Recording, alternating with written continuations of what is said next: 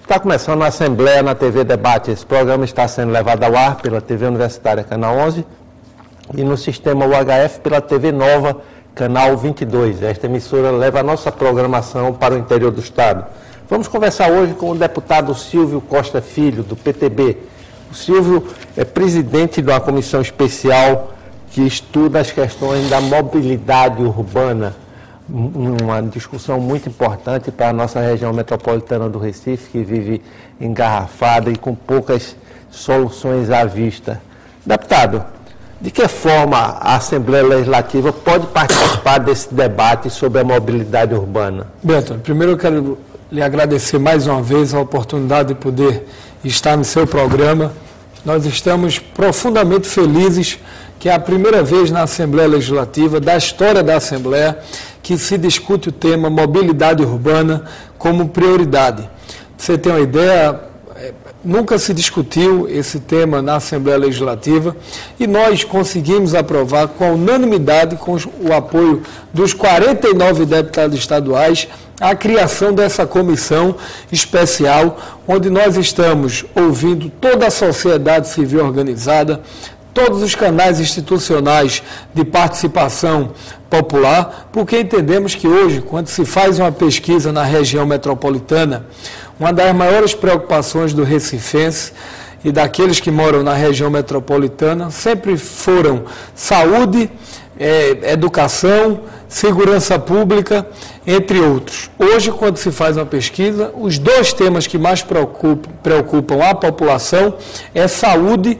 e transporte público, mobilidade urbana. Então, nós estamos fazendo esse debate na Assembleia, chamamos também para os deputados, para a Assembleia, a responsabilidade, e nós queremos chegar ao final do ano com com a carta aberta à sociedade pernambucana, onde vai ter todas as diretrizes com o planejamento estratégico de todas as ações que serão implementadas pelo governo do Estado de Pernambuco, por todas as prefeituras da região metropolitana, por todas as entidades, a exemplo da Urbana PE, que é o sindicato do transporte coletivo, onde irão, transporte de ônibus, onde irão fazer um conjunto de intervenções que vão melhorar o trânsito da região metropolitana.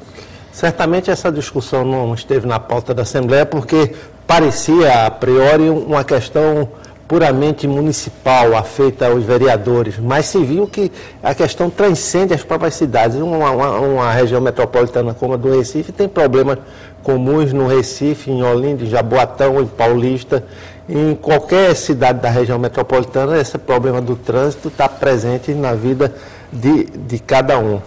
Mas, deputado, a Prefeitura do Recife e o governo do Estado têm planos de mobilidade já articulados, já divulgados a esse respeito, tudo com vistas à Copa do Mundo de Futebol de 2014, na qual o São Lourenço da Mata vai ser uma subsede aqui na nossa região metropolitana.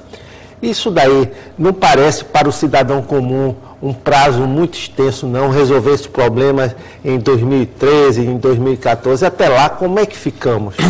Bem, Antônio, primeiro, o problema é que nunca se teve, de fato, um conjunto de prioridades pelos governantes que passaram pelo governo do Estado de Pernambuco. Se você pegar historicamente, não tem sequer uma grande obra visando a mobilidade urbana da região metropolitana que pudesse, a longo prazo, nós percebermos a questão do trânsito, da melhoria.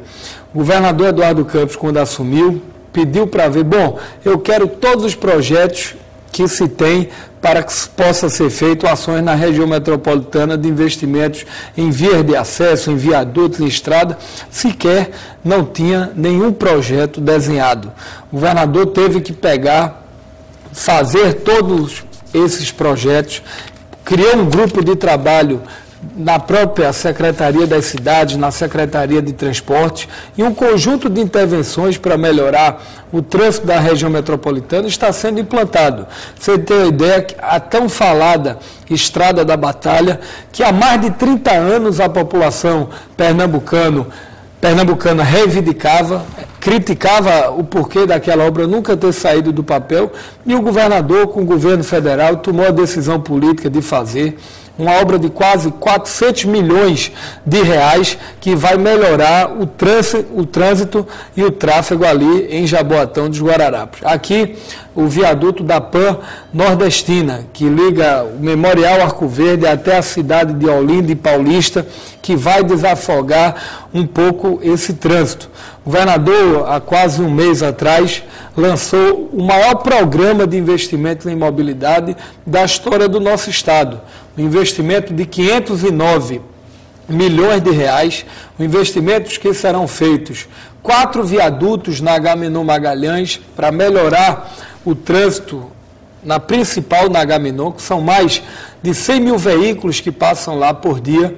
O governador lançou o corredor Norte-Sul, que vai ligar aqui da Cruz Cabugá até a cidade de Igaraçu, o corredor Leste-Oeste, que vai do Derby, da Conde da Boa Vista, até Camaragibe, São Lourenço, cidade da Copa, investimentos de mais de 500 milhões de reais, que eu não tenho dúvida que vão melhorar o trânsito na região metropolitana. Além disso, Antônio, se espera mais 500 milhões nos próximos 4 anos que serão investidos do governo do estado, como arco metropolitano, que fará todo o cinturão por fora do Recife, ou seja, grandes caminhões, carretas, grandes ônibus de turismo que passam muitas vezes por dentro da cidade, poderão ir por esse arco metropolitano que vai desafogar um pouco esse trânsito. Então, qual é o dever da comissão?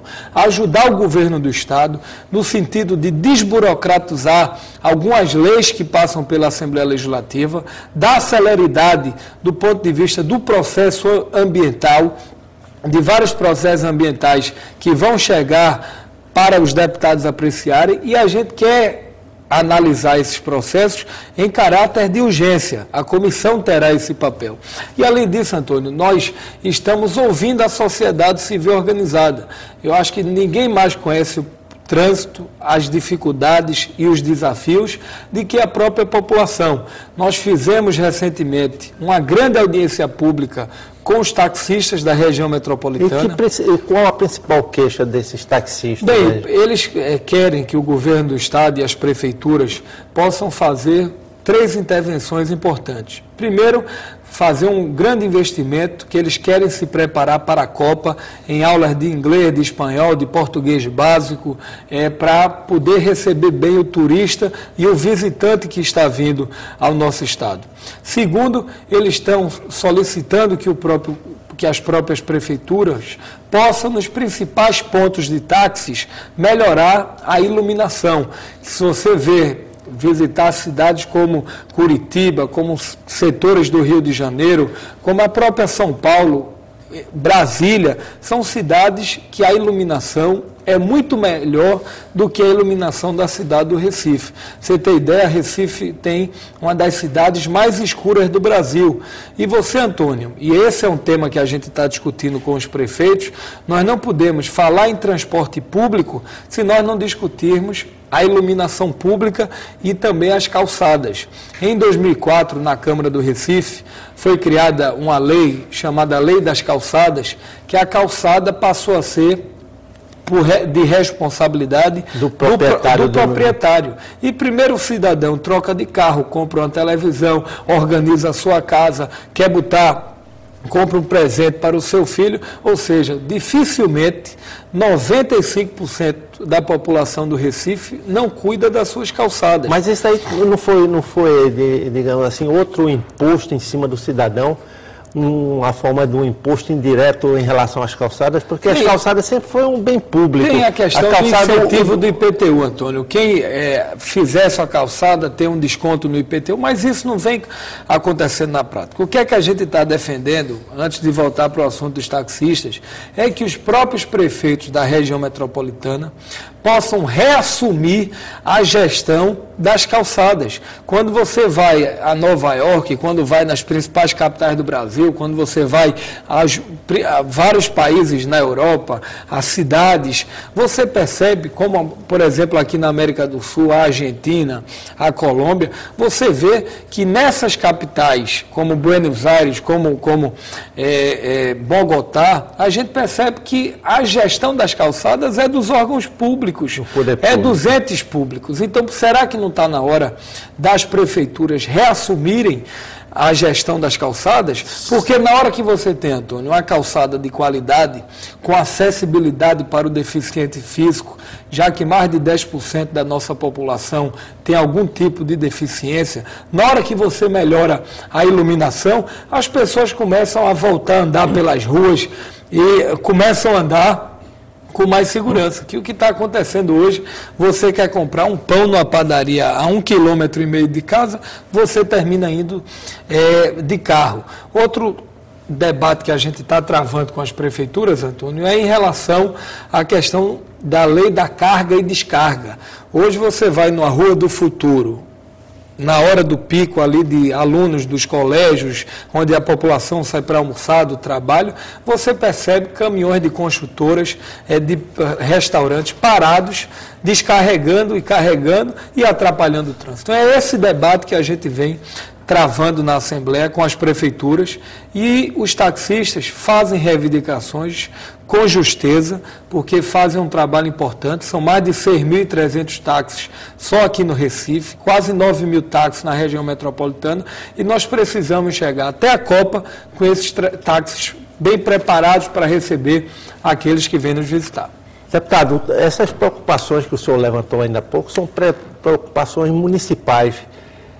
O que é que está havendo? Porque quando o senhor fala das calçadas ruins, as ruas estão esburacadas coerentemente, não se sabe onde tem mais buracos, se são nas ruas ou nas calçadas. Essas preocupações municipais não seriam uma forma de intervenção governamental do Estado em relação principalmente ao município do Recife?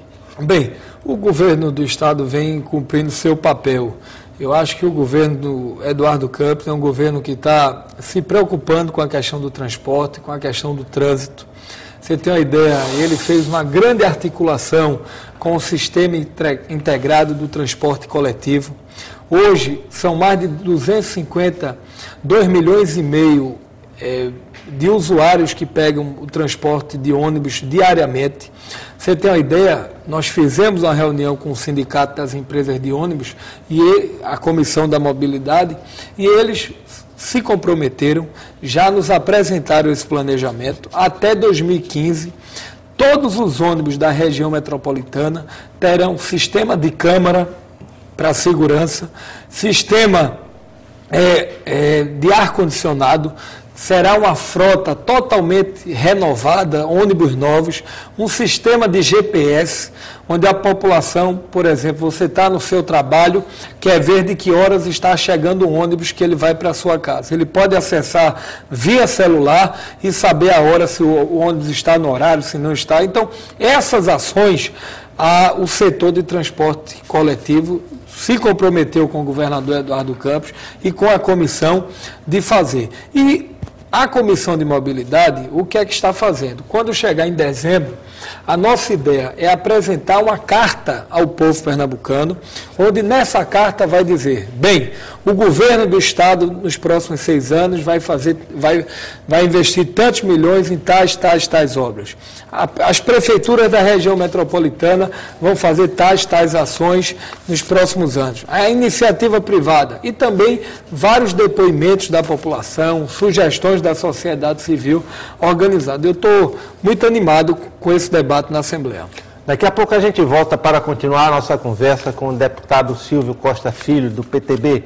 Ele é o presidente da Comissão Especial da Assembleia Legislativa que cuida da mobilidade urbana na região metropolitana do Recife. Até já.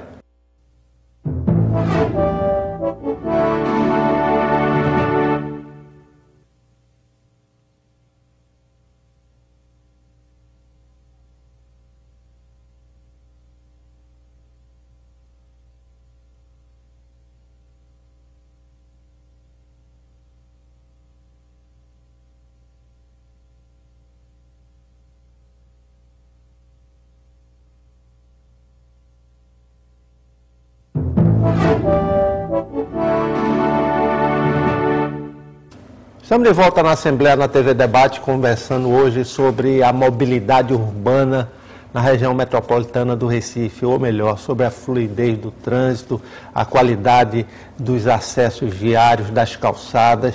E isso daí vem a partir de audiências públicas realizadas pela Comissão Especial de Mobilidade Urbana da Assembleia Legislativa, presidida pelo deputado Silvio Costa Filho, do PTB, que está aqui conosco. No primeiro bloco vimos as principais ações de como a comissão participa desse processo, que é um processo que envolve o governo do Estado e as prefeituras metropolitanas da nossa área. Deputado, aconteceram já 2 audiências públicas. O senhor falou na primeira audiência pública, foi com os taxistas. E a segunda audiência pública para tratar do tema, foi com quem? Antônio, foi com a presença de toda a sociedade civil organizada, com todos os sindicatos, entidades de classes. Nós estamos nessa comissão tentando envolver as universidades, os profissionais liberais, vários engenheiros, arquitetos dando sugestões sobre o tema. Nós estamos recebendo telegramas, mensagens, sugestões também de todo o Brasil para o e-mail da comissão, que é mobilidadeurbanaalep@gmail.com. Aquele que quiser dar sugestão à nossa comissão pode dar. E a nossa audiência foi com a presença do secretário Danilo Cabral, onde apresentou esse plano de mobilidade que o governo do Estado está fazendo. Um plano, Antônio, que eu disse no último bloco, de quase 510 milhões de reais, que serão obras impactantes que nós teremos na região metropolitana, com a presença do secretário Isaltino Nascimento, secretário de Transporte, onde eles apresentaram todas as intervenções que o governo do Estado vai fazer nos próximos anos. Outro tema importante, que é a questão do metrô. Você tem uma ideia, são quase 250 mil usuários que pegam o metrô diariamente. Quando você vai para alguns países, para algumas cidades até do Brasil, Rio de Janeiro, muita gente anda de metrô no Rio de Janeiro. São Paulo, idem. E, infelizmente, a nossa região metropolitana não se preparou para usar esse sistema de metrô, de transporte, tão utilizado no mundo e que é tão importante. Nós acompanhamos, estivemos visitando a diretoria lá do Metrorec. Eles nos apresentaram um conjunto de investimentos na ordem de quase 100 milhões de reais que serão feitos nos próximos 5 anos. Você tem uma ideia, o cidadão vai poder sair de Moreno, de metrô, e vai poder ir até Suape, que é uma nova obra que eles estão fazendo.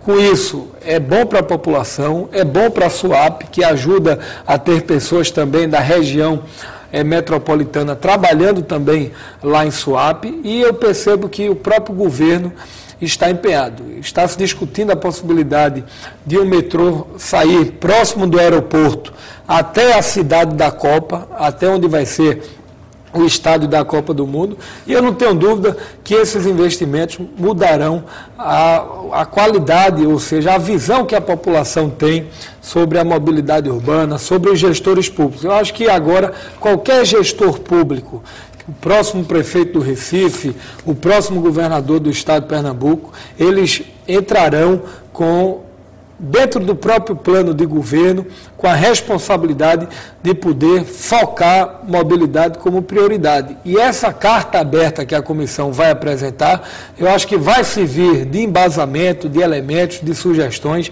para os governantes de Pernambuco. Deputado, aí fica claro, de certo modo, se não houvesse essa indução do governo estadual, com apoio do governo federal, dificilmente essas obras sairiam por iniciativa própria das prefeituras municipais. As prefeituras, eu compreendo que nunca se preocuparam com a questão do transporte. Eu estive a Curitiba recentemente, e desde a época de Jaime Lerner, que foi governador do estado, que é um famoso arquiteto primeiro foi prefeito de brasileiro, Curitiba e depois primeiro prefeito, depois governador, e ele tinha como prioridade a questão do transporte. Há 30 anos Há 30 anos atrás. Porque transporte público é bem-estar, é qualidade de vida, é lazer para a sua família, para a população, e nunca, digo isso muito abertamente, os gestores que passaram pelo governo de Pernambuco e pelas próprias prefeituras da região metropolitana nunca tiveram esse tema como prioridade. E o Recife foi crescendo. Recife são quase 212 quilômetros quadrados, é a segunda menor capital em área do Brasil. A tendência do Recife é a verticalização. Numa rua que antigamente existiam 3, 4 prédios, eu morava na Madalena, onde eu passei grande parte da minha vida. Nessa rua antigamente tinham 30 residências, 30 casas. Hoje são aproximadamente 15 edifícios que foram construídos, mais de 3 mil habitantes, 3 mil famílias morando nessa mesma rua. Então, o Recife para agora e diz, vamos resolver esse tema, vamos botar como prioridade, o governador está apoiando, os prefeitos vão se sensibilizar desse tema, ou daqui a 10 anos, Recife vai estar um caos. Hoje a gente já não anda mais a várias ruas no horário de pico. São quase 6 mil carros que chegam só no Recife a cada mês. Ao ano, Tonica, é um dado impressionante. Na região metropolitana, são quase 120 mil carros, novos veículos que chegaram aqui no ano de 2010. Se você pegar daqui a 5 anos, serão 600 mil novos carros que estarão rodando na região metropolitana. Exato. Uma das preocupações dos donos de automóveis, dos motoristas, é o seguinte, é porque não tem alternativa para ele. Enquanto não tiver funcionando um sistema de transporte coletivo confortável, rápido, né, e seguro, dificilmente essas pessoas vão abandonar seus carros que deixam próximo ao trabalho, aumentar o número de linhas, aumentar o conforto, aumentar a rapidez do trânsito. Eu tenho lido muito, eu concordo integralmente com essa sua avaliação. Eu tenho lido muito sobre esse tema, procurado ler artigos de todo o Brasil, de arquitetos, de engenheiros. O que é que eu percebo? Qualquer obra de mobilidade, primeiro, gera um transtorno para a população em qualquer lugar do mundo. Essas obras, no mínimo, são 2, 3 anos para essas obras estarem prontas. Ou seja, daqui que essas obras, que o Recife de fato e que o governo do estado, a região metropolitana, faça um grande investimento para resolver a questão do transporte, você bote no mínimo 5, 6, 7 anos para essas obras estarem prontas, estarem entregues. Então, o que é que nós observamos? Que ou agora a sociedade cobra para cuidar dos automóveis, cuidar da questão da educação do trânsito, cobrar dos governantes essas ações, ou nós não teremos solução. E qual é a avaliação que eu faço? Muitas vezes, um dado curioso, você chegar em São Paulo, ou se você chegar em Brasília, ou como até em Salvador aqui ao lado, a média da população por carro são 3 pessoas por automóvel.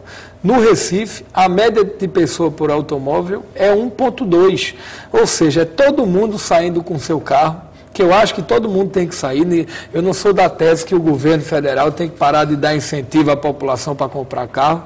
Eu acho que deve comprar, é direito das pessoas, cada cidadão ter seu veículo, mas a média da população aqui é praticamente uma pessoa dirigindo o seu automóvel. E a gente precisa, Antônio, criar algumas alternativas.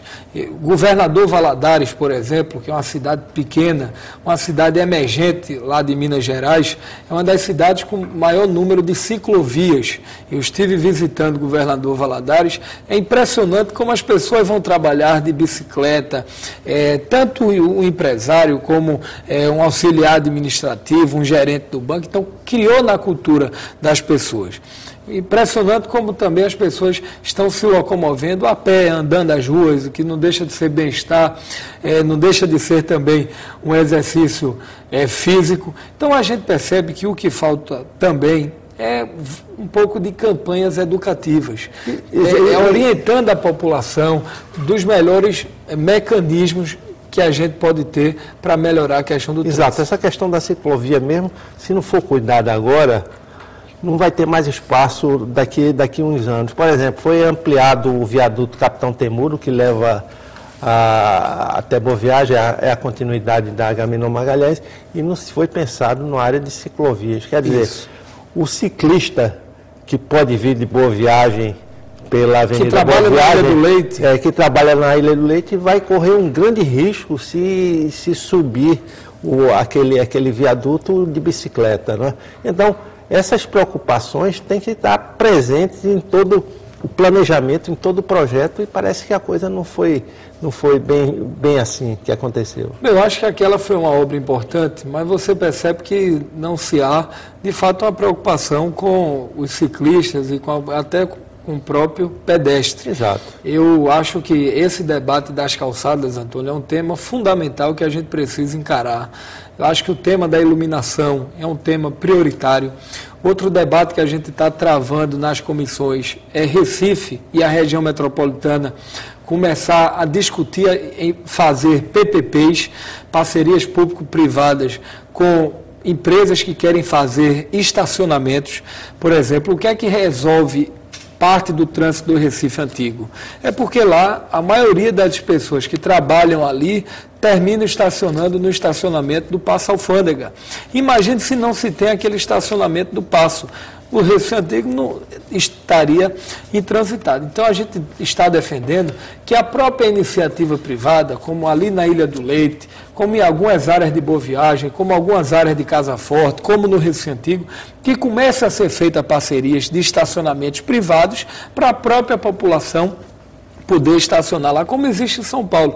Eu acho que são medidas dessa natureza que estão faltando a alguns gestores públicos aqui na região metropolitana. Agradecemos aqui a presença do deputado Silvio Costa Filho, do PTB, presidente da Comissão Especial de Mobilidade Urbana, que vem discutindo isso com os deputados e também com a sociedade, essa questão tão importante nesses tempos de muito trânsito, de pouca fluidez, de ruas esburacadas, de calçadas também esburacadas.